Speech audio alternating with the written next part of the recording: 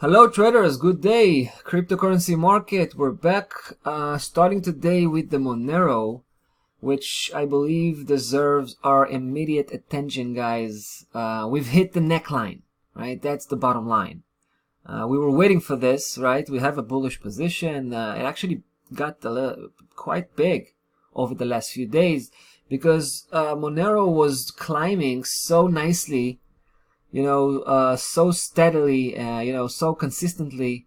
We were just basically pushing more and more, adding more and more to this position. So right now we sit with a decent sized position in our hand, and it feels nice to see that the Monero was able, even if it was a temporarily kind of move, it was able to overcome the neckline coming from below. We talked about that neckline. It was such a strong support before the head and shoulders broke. Remember how many attempts price had before it was actually able to break? And even when it did break, right, remember that was a spectacular moment, guys. We were able to capitalize on that actually by taking a nice profit on the 76.51 with that huge spike, which, by the way, came all the way back and tried to cross back above, but it was too late, right? That neckline turned into a massive resistance level, and hopefully price is serious about crossing back above that neckline, showing that basically the technical downside correction is officially over, right? And that's pretty much the bottom line. That's all we want to take from this, right? We want to make sure that this downside correction we've seen here, which I called for an Elliott Wave Classic ABC correction, which was also, of course, a very profound head and shoulders pattern, right? So we're talking about the head and the right shoulder, both created this technical correction. So we feel that it is over, right? It has been over when price had touched base on that 71.75 here. So yeah.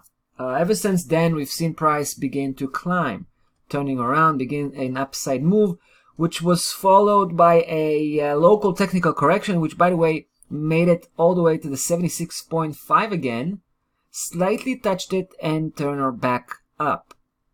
So now I would say this: it's all up to the neckline, right? So in order for us to actually have the required confidence to carry on with this bullish position and maybe even increase it further on, because we have a long way to go, potentially speaking, guys. We're talking about 130, it's actually 140 and 142. These two key levels create this nice cluster. That's the next imminent resistance area, right? And it's a big one. If you look at the big picture, this is a big one. And we're actually quite surprised that the Monero haven't reached that level yet. Ever since the bull market began. So we expect that. We expect the Monero to reach that area eventually. The only question is how quick that's gonna, how soon it's gonna be. So if the Monero is serious about turning around at this point, like I said, it's critical that it will stay above that neckline. Right now, as you can see, price is on the downside today. It's kind of pushing back again on that neckline, this time from below. So we would need a weekly confirmation. Right now we don't have that yet. All we have is a daily close above that neckline. It sure is an indication, but it's far from being a definitive move. So obviously we'll have to watch very closely to see how things are going to play out, mostly today and the following day or two, right? If price will come back up and remain above the neckline, guys, the next step would be to reinforce this position, because it's going to be an important milestone.